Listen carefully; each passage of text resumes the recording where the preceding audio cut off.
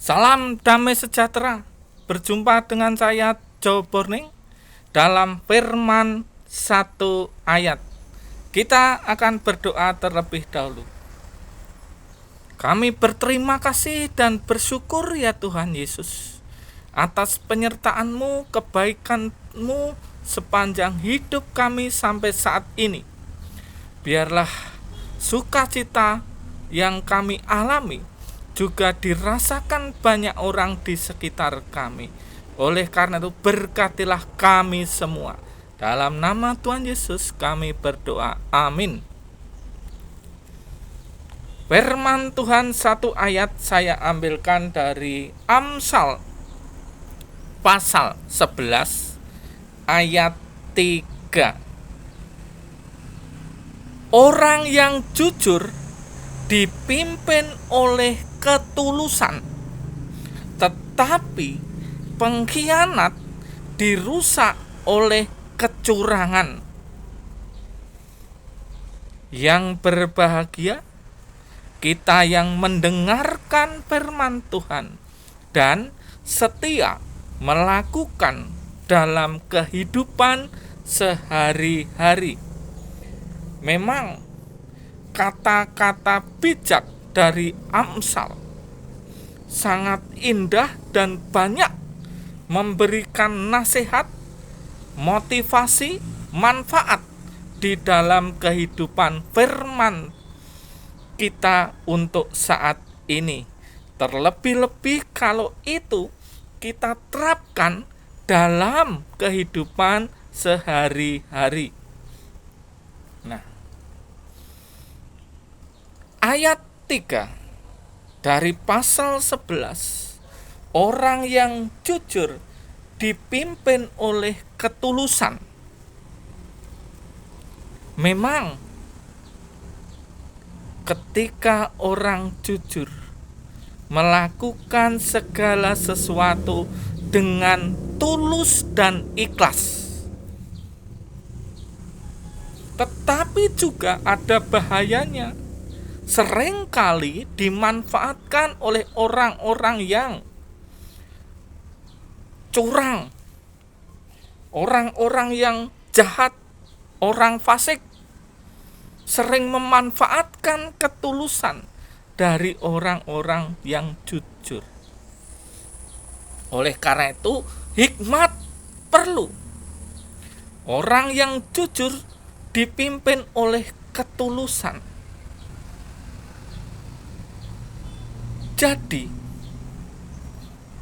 orang yang jujur akan selalu berjalan dengan tulus hati, setiap mengerjakan aktivitas demi aktivitas, pekerjaan demi pekerjaan, pelayanan demi pelayanan, dilakukan dengan tulus ikhlas tanpa pamrih. Dan itu banyak kita temukan di dalam kehidupan sehari-hari. Nah, persoalan nanti atau ada sesuatu yang kurang berhasil, itu memang masih diperlukan proses. Nah, yang bertolak belakang dari tulus dan jujur adalah pengkhianat, dirusak oleh kecurangan. Orang yang curang, orang yang pengkhianat pasti ada sifat-sifat kebohongan. Nah, ini yang perlu diperbaiki. Kebiasaan-kebiasaan berbohong, kebiasaan-kebiasaan curang, kebiasaan-kebiasaan mengkhianati teman, kebiasaan-kebiasaan menusuk dari belakang. Itu yang perlu diperbaiki kalau mungkin masih bisa. Jadi, jangan menutupi kebohongan satu dengan kebohongan yang lain. Jangan menutupi kecurangan satu dengan kecurangan yang lain. Jangan menutupi pengkhianatan satu dengan mengatakan justru memutarbalikkan kata atau persoalan. Nah, Dalam hal ini pemazmur Amsal sudah mengatakan, penulis kitab Amsal sudah mengatakan, seorang pengkhianat dirusak oleh kecurangannya. Jadi segala sesuatu jangan sampai kita menjadi pengkhianat, walaupun proses ketahuan, proses menjadi tahu dia pengkhianat itu lama. Pasti yang namanya kejahatan akan terbongkar dan diketahui oleh pada waktunya nanti, seiring dengan proses dan berjalannya waktu. Dan yang namanya jujur, ketulusan, ini mesti banyak sekali dibarengi oleh kebenaran. Sekalipun kebenaran dicurangi, toh pada akhirnya percayalah, kebenaran akan menemukan jalannya sendiri. Kebenaran akan menemukan jalannya sendiri melalui proses-proses yang dilalui bersamaan dengan waktu. Nah, sungguh ketika hidup orang-orang percaya, ketika kita menjalani hidup dengan jujur, tulus, benar, berjalan pada relnya, bukan berarti jegal menjegal, bukan berarti dijegal orang, bukan berarti dicurangi orang, itu tidak ada. Tetapi yang namanya orang yang tulus, orang yang jujur, orang yang benar, tetap berkenan di hadapan Tuhan.